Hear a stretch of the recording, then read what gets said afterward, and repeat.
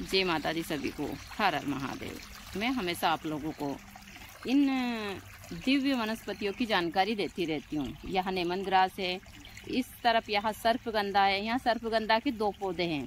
यह सर्पगंधा बहुत ही दिव्य और उस हिसाब की है, लेकिन मैं हमेशा बोलती हूँ कि इन वनस्पतियों को मुझे यहाँ पर रखने में, इनकी देखभाल करने में बहुत समय लगता है। मैं अपना समय इधर उधर नहीं गंवाती हूँ। थोड़ा भी मुझे समय नहीं मिलता। जब भी समय मिलता है मुझे देखना होता है किस में पानी देना, किस प्रकार से सारी चीज़ें हैं। अभी आज तो बारिश का मौसम बन रहा है, तो मैं इसमें इस समय के ऊपर पानी दे रही हूँ। लेकिन मैं सुबह शाम को भी मैं कभी कभी 8-9 बजे भी इनमें पानी देती हूँ जब मुझे लगता है। तो अभी मैं सारी चीज़ें अमन बाबा पर नहीं छोड़ सकती। और ये हमारे यहाँ का अभी का दृश्य है। हमारे नींबू के पेड़ में काफ़ी फल लगे हैं, आम का पेड़ है, उसमें चिक्कू वगैरह सारी चीज़ें। तो इनकी मुझे देखभाल करनी ही पड़ती है, कुछ भी हो जाए। जैसा मैंने बोला था कि सभी लोगों ने अपनी गाय भैंस के लिए चारा बोया है और सभी लोगों ने प्याज लहसुन बोए हैं ताकि वो प्रॉफिट कमा सके। लेकिन मैंने यहाँ वनस्पतियाँ बोई है ताकि मैं लोगों को इसकी जानकारी दे सकूं। और इससे मुझे कोई खास प्रॉफिट, खास क्या, कुछ भी नहीं मिलता है। सिर्फ मैं आप लोगों को जानकारी देती हूँ। जैसे आश्रम पर कोई नहीं आता है, ना इन चीज़ों का कोई खास उस हिसाब से मैं उपयोग करती हूँ।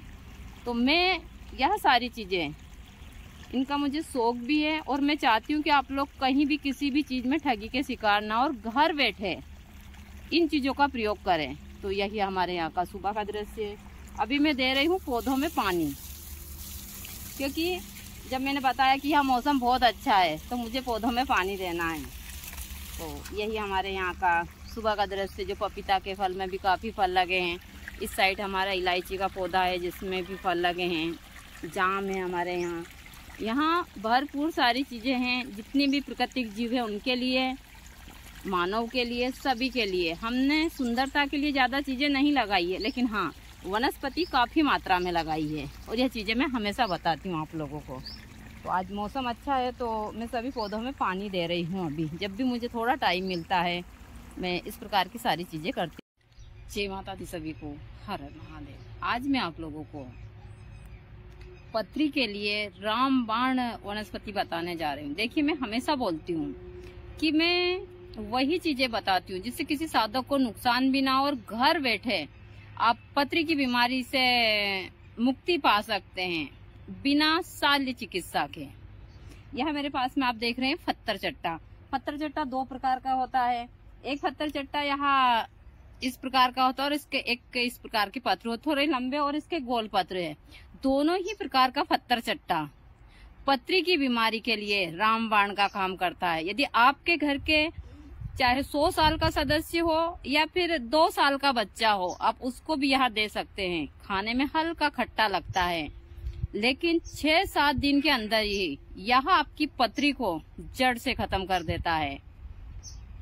जब पत्री निकलती है तो पेट में थोड़ा दर्द होता है, थोड़ा क्या, थोड़ा ज्यादा ही होता है, लेकिन उसमें घबराने की आवश्यकता नहीं। जब हमको दर्द हो तो हम पानी ज्यादा पिए। यदि आपके घर में भी किसी सदस्य को पत्री की बीमारी हो, और पत्री की बीमारी ऐसा नहीं कि हम एक बार इसकी शल्य चिकित्सा करवा दे तो फिर नहीं होगी, नहीं, ये बार बार होती है। तो आप लोग अपने घर में सिर्फ यहाँ मुश्किल से आप मार्केट में जाएंगे तो 30-40 रुपए का पौधा मिलेगा, पूरे घर को यहाँ सुरक्षित रखेगा और लाखों रुपए बचाएंगे आपके। आप अपने घर के ऊपर एक छोटे से गमले में भी लगा सकते हैं इस वनस्पति को। यहाँ अमृत के समान काम करती है आपके जीवन में। एक पत्थर चट्टे का पत्ता, इससे भी छोटा, प्रतिदिन आपको 2 टाइम ऐसे ही चबाकर खाना और पानी पी लेना है। इससे कोई नुकसान है। हाँ, ज्यादा खाते हैं तो थोड़ा सा जीव मचलता है, बस उससे ज्यादा कुछ नहीं होता है। तो यदि आप लोगों को अपने जीवन में इस प्रकार की बीमारियों, यहाँ दिव्य वनस्पति सर्पगंधा है।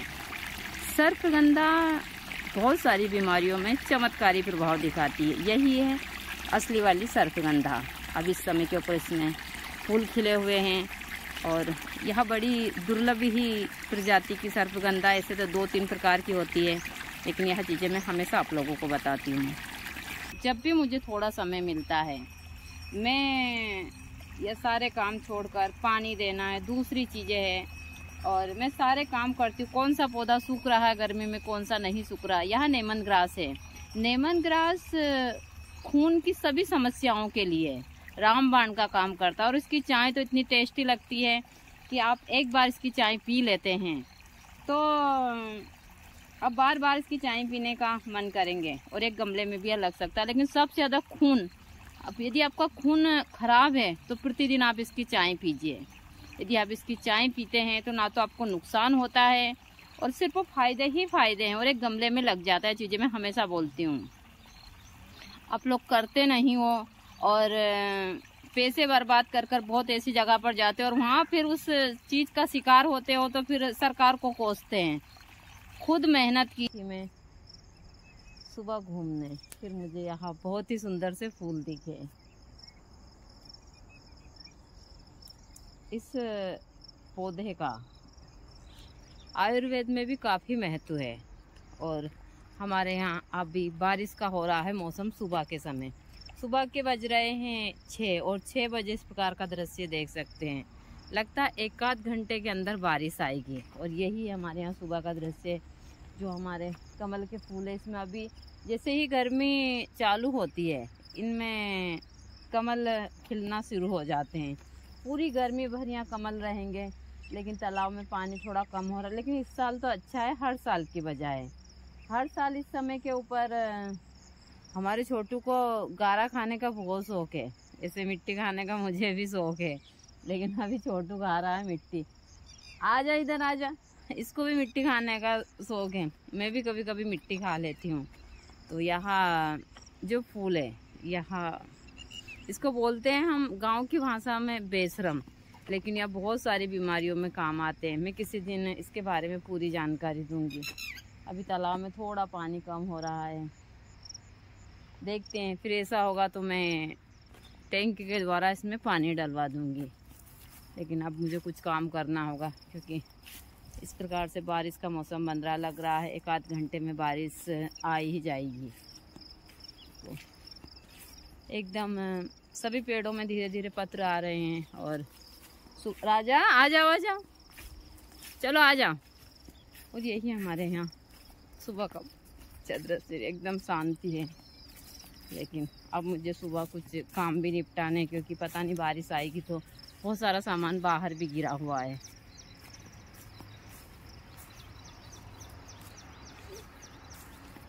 एकदम दूर दूर तक शांति है। बहुत सारे ऐसे जानवर हैं जो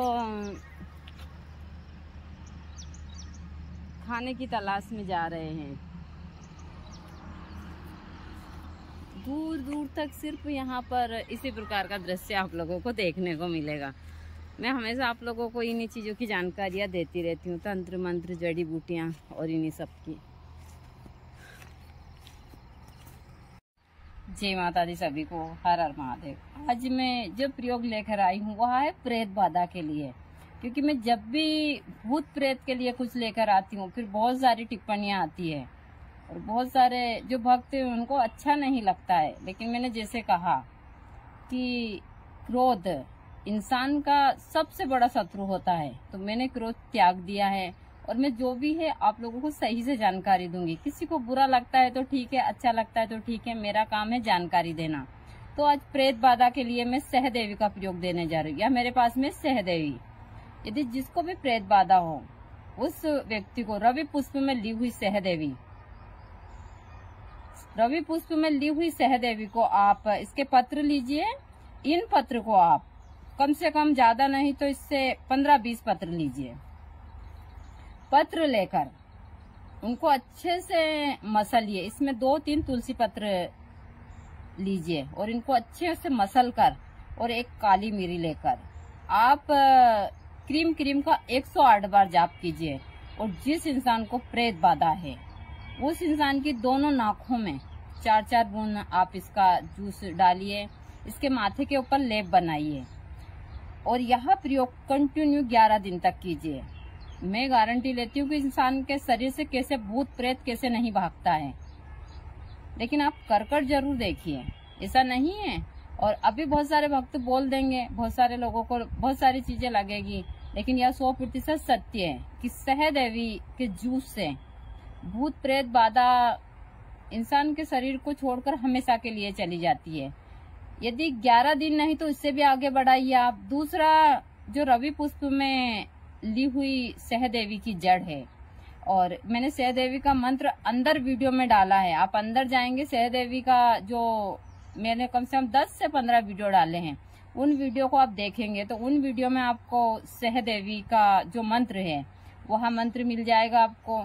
मैंने लिखकर भी डाला है और उच्चारण कर भी डाला है, दोनों जगह डाला है। तो वहां से आप मंत्र लेकर और रवि पुष्प में ली हुई सहदेवी को आप 108 बार अभिमंत्रित कर आप ताबीज में भरकर उस इंसान के गले में डाल दीजिए। चमत्कारी ढंग से वह इंसान ठीक होगा और उसको कभी भी, जब तक वह ताबीज उसके गले में रहेगा, भूत प्रेत बाधा नहीं आएगी। इसको धन प्राप्ति के लिए भी लिया जाता है। वही रवि पुष्प में ली हुई सहदेवी को लाल कपड़े में बांधकर यदि अपने धन के स्थान पर रखते हैं तो कभी भी आपके घर से धन की जो दिक्कत है वह नहीं आती और जो धन की समस्या हमेशा के लिए खत्म हो जाती है।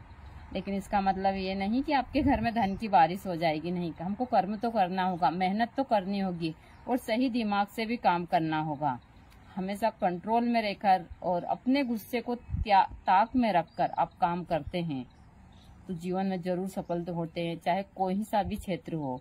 मैंने तो अब गुस्सा त्याग दिया, जिसकी मर्जी हो जो बोलो, खूब भर भर कर आप कमेंट करो, जितने आपको गंदे कमेंट करने हैं करो, मुझे कोई फर्क नहीं पड़ता। मैं आपको अपनी संतान के समान मानती हूँ। हमारे जो हम आरती करते हैं उसमें एक दोहा आता है कि कूत कपूत सुने हैं पर माता सुनी ना को माता। तो सब मुझे माता मानते हैं तो मुझे कोई फर्क नहीं पड़ता कि मेरे बच्चे मुझे क्या बोल रहे हैं। ठीक है, कहीं हम माँ बाप के संस्कार में कहीं कमी रही होगी तो हमारे जो संतान है वह इस हिसाब से हमको संबोधित करती है, तो मैं उनका भी बहुत धन्यवाद करती हूँ जो इस हिसाब से टिप्पणी करते हैं, क्योंकि मेरा काम है इन चीज़ों की जानकारी देना। आगे आप लोगों की मर्जी है। मैंने सहदेवी की बहुत जगह जानकारी, यही है सहदेवी। आज मैं इसको लेकर आई, मैं गई थी अभी, जो हमारी गाय है वो भग गई थी, बाबा नहीं था तो गाय लेने गई थी, मैं सहदेवी को लेकर आई। तो मुझसे बहुत सारे भक्त ने पूछा था, तो यह नीली वाली सहदेवी है, यहाँ और सफेद वाली दोनों एक ही जैसे काम करती है। तो यही है सहदेवी, आप इसका प्रयोग कर और अपने जीवन को सुखी बना सकते हैं। तो आप सहदेवी को प्रेत बाधा के लिए ले सकते हैं और इसका उपयोग कर आप बहुत सारे कामों में इसको लेकर और अपना जीवन आसान बना सकते हैं।